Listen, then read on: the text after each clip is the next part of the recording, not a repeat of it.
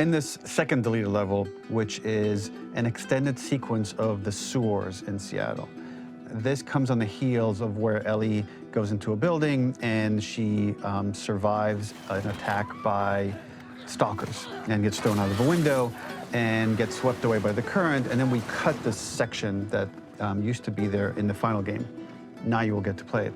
So this was a way to get a bit more interesting puzzles, interesting traversal, figure out how Ellie can navigate the sewers with the fighting current. Ultimately, with a lot of these levels and these sequences, the reason why we cut them were for pacing purposes. But here it is for you in this very kind of raw form that part of it will feel finished, parts of it will feel like assets are missing as far as audio, animation won't be final.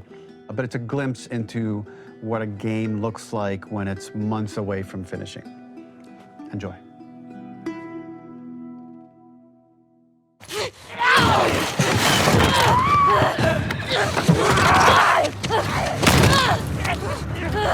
Get off of me!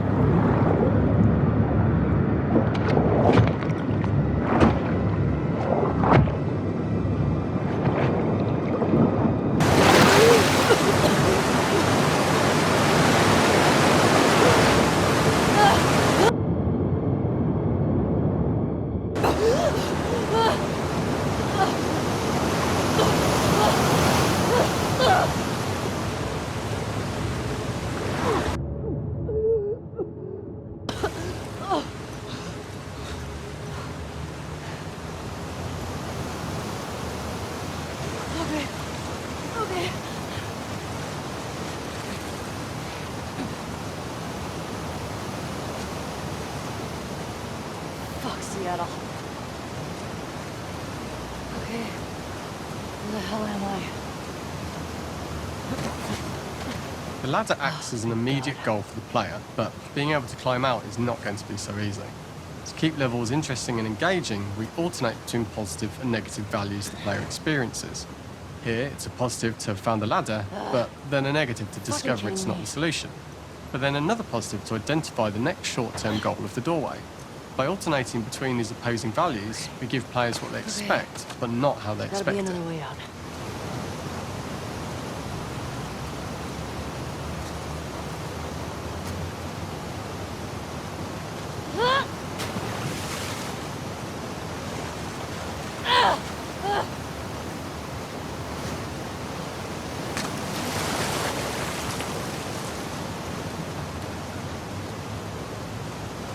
This level, internally known as Find Nora, was quite long in duration as we had to make Ellie traverse a far distance to the opposite side of downtown Seattle. The sewer section was originally longer than what we released the game with, approximately 10 minutes more. This was one of the few areas of the game that used water flow as part of a traversal puzzle. The player has to go upstream to use the current to get to the platform to reach the other side. We mostly cut this mechanic game-wide, however it remained in essence in the section swimming to the aquarium as Ellie when you were avoiding the waves. When players reach the doorway and enter into the room, they are faced with a dead end. The real reason for this dead-end room is that on the reversal when exiting back out of the doorway, players are faced with the route onwards. A pipe that they'd not been able to see when they were swept past it on the way in, and something that was hidden from view when on the side platforms.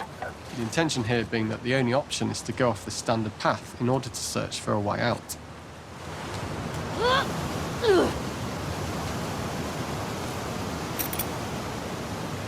Get me the hell out of here. Throughout the rest of the level, we also used light to indicate to the player that they were heading in the right direction. At each turn, however, we blocked the direct route forward. Players would know that they just have to keep finding alternative paths, promoting those feelings of being desperate and trapped. We slowly introduced the player to consider climbing into smaller pipes and crouching in these tight spaces. This is to slowly build up to and encourage the player to climb into such a small pipe that they'd have to be crawling on their stomach, which is something that the player previously may not have recognised as a playable space, let alone the desired route they need to take. We added a tiny space just to reward the player's exploration with a pickup item, and we made sure it was something that made sense that you'd find in this area. A canister and all the garbage that had been washed into the sewers from the surface.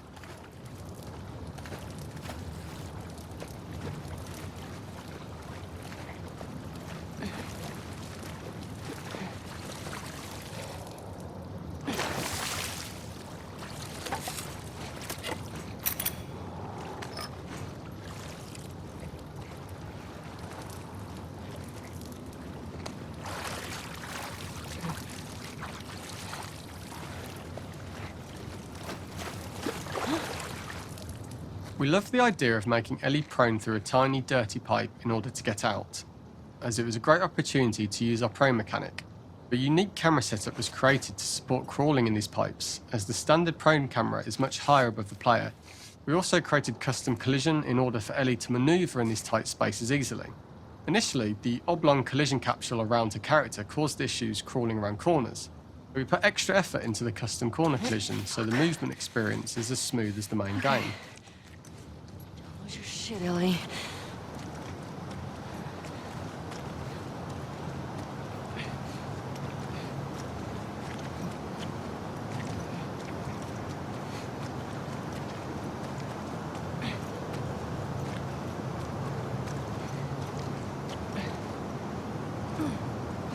In order for the player to feel cramped, claustrophobic and desperate, we'd been enforcing the traversal mechanics that allow for a tight environment which promote these feelings. We introduced the use of the squeeze through so that we can keep the player feeling enclosed and tight, but without repeating the same geometry. Here we change from low ceilings with wider walls to high ceilings and tight walls to change up the spatial pacing and keep the level from repeating itself.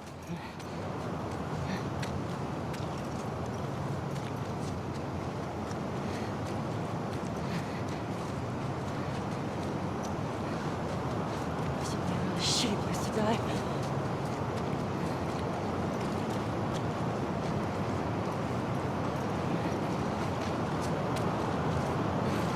Originally, we had the waterline much higher here, so players had to swim through this tight tunnel. However, from watching user test feedback, it was occasionally causing people to discount the route entirely and turn back on themselves. So to avoid any risk of this happening in the final game, we present a lower water level so the tunnel is easy to see and commit to using.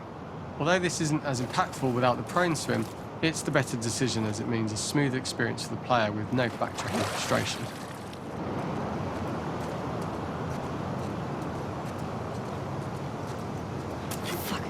We draw the player towards this pipe as it is seemingly the route out of the tight space.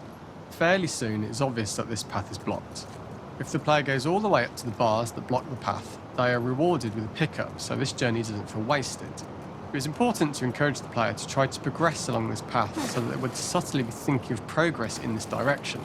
We hint to the player that there is a bigger, new space beyond this pipe by showing the player the waterfall. This helps players consider the other route where they don't know how far the tunnel is or whether they'd make it.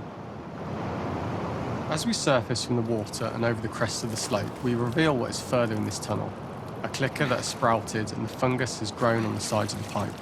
It was great to see people who user tested this area becoming increasingly worried as we forced the player to squeeze past the fungus and inches away from the clicker's face, all the time not being sure whether the clicker might be alive or attack them.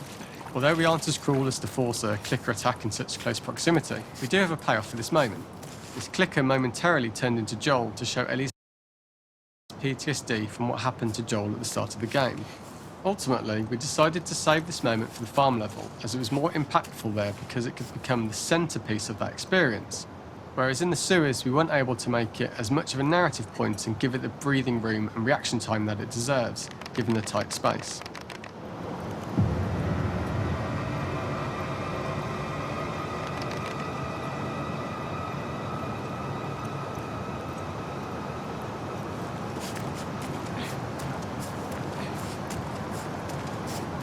Oh, shit!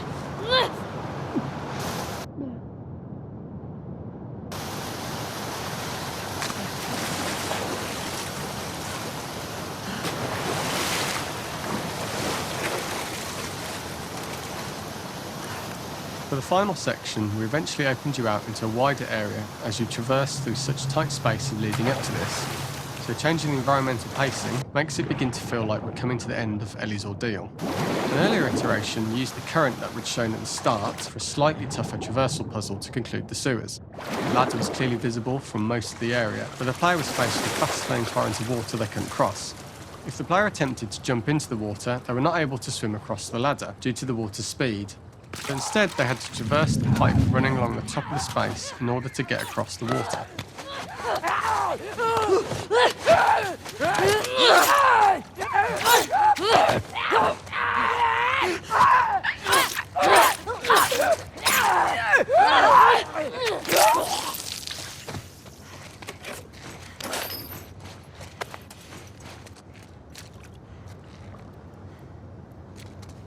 Right.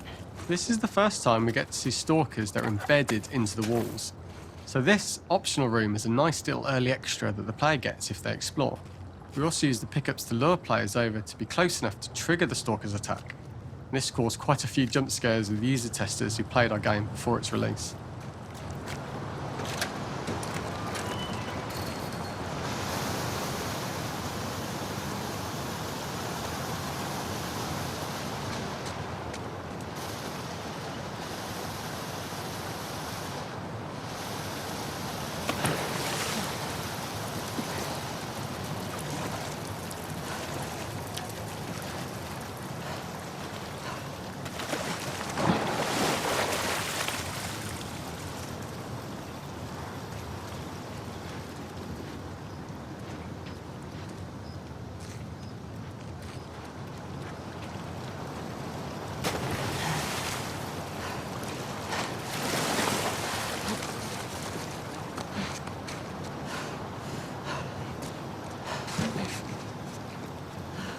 Using this pipe was retained in the iteration we shipped with, as it's the last of the extreme methods Ellie has to undergo in order to escape the sewers, and what she will go through in her pursuit of revenge.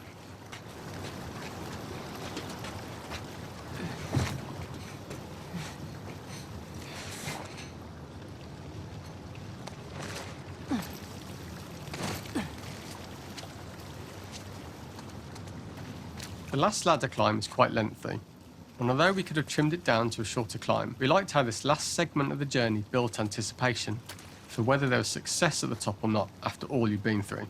Ultimately, the ladder exits out into the subway station, which is how it connects in the final game. Ellie then has to find her way to the hospital from here, crossing paths with the scars for the first time.